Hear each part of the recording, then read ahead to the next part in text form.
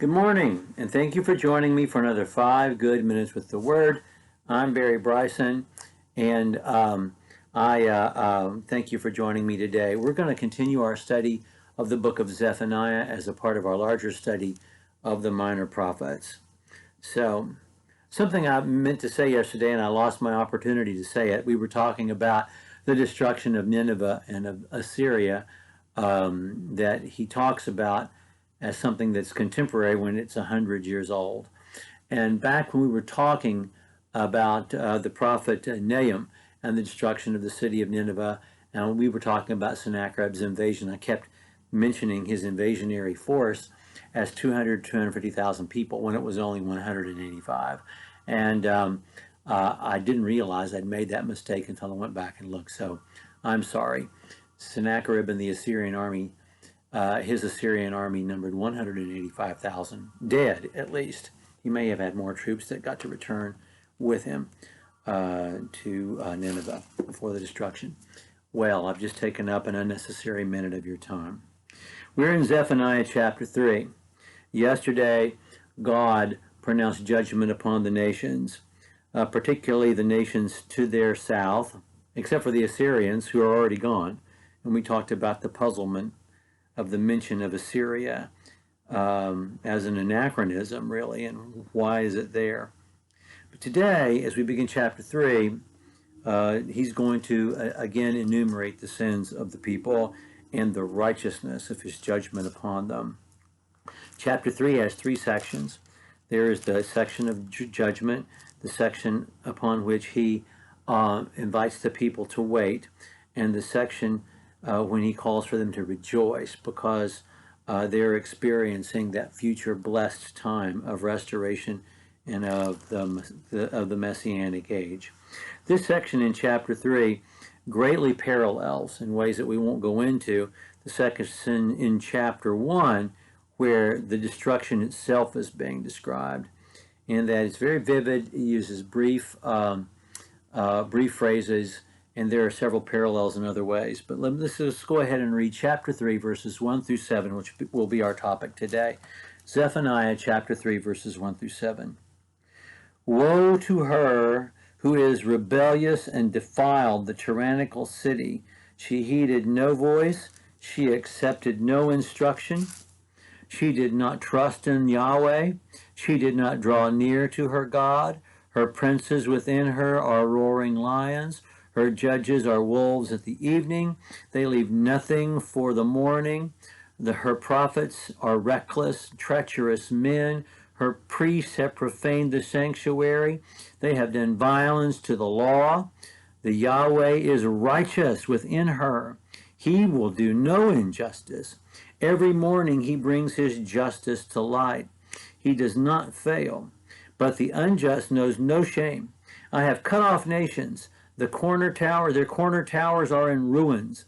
I have made their streets desolate, with no one passing by. Their cities are laid waste, without a man, without an inhabitant. I said, surely you will revere me, accept instruction, so her dwelling will not be cut off, according to all that I have appointed concerning her. But they were eager to corrupt all their deeds. There's a real morphing taking place here. We're talking about the destruction of Nineveh, and he talks about a rebellious, defiled, tyrannical city. Okay, that's Nineveh. But then as we read on, we understand that no, he's not talking about Nineveh anymore. He's talking about Jerusalem. He's talking about the city of his own people, the city where his presence is particularly represented in the temple, in the holiest place. He's talking about Jerusalem. And so I think one of the reasons Assyria is mentioned, although it's been desolate for more than 100 years, is that they look back on their history and they rejoice over the destruction of that city, but he's describing how they themselves are morphing.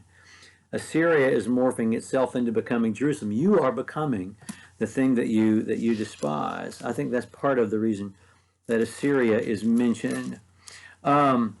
How are they tyrannical? Well, because they're unjust. He elaborates their sins. He's not really focusing on the idolatry so much here as he is the corruption, the injustice, and the hubris. And he says, I gave you every chance. She heeded no voice. She accepted no instruction. And I'm there. I'm with them in their midst. I'm there every morning. This chapter has so many connections with Jeremiah and the things that Jeremiah prophesies. And of course, they're contemporaries. I'm there. I'm there every day. I'm there every morning.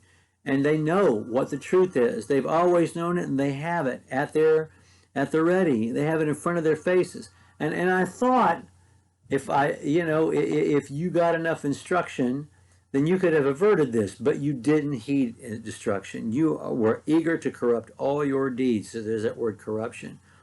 It's there in all the things that you have done, and so you're going to be judged. This part of the prophet, it really is a theodicy.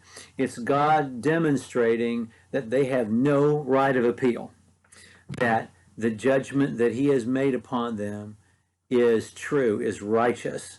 This is what is supposed to happen. So anyway, so many more things that we could look at, the way they're described, their leaders are described as corrupt and predatory. It seems that the great abiding lingering sin is this corruption that's part of their society, which has made the idolatry part of it possible, and that's why they're being judged, and they're going to be judged. There's no escaping it. Well, the Lord's message to the faithful now is to wait, and we'll look at that message tomorrow when we pick up chapter 3 verse 8. Thank you so much for joining me for another 5 good minutes with the Word.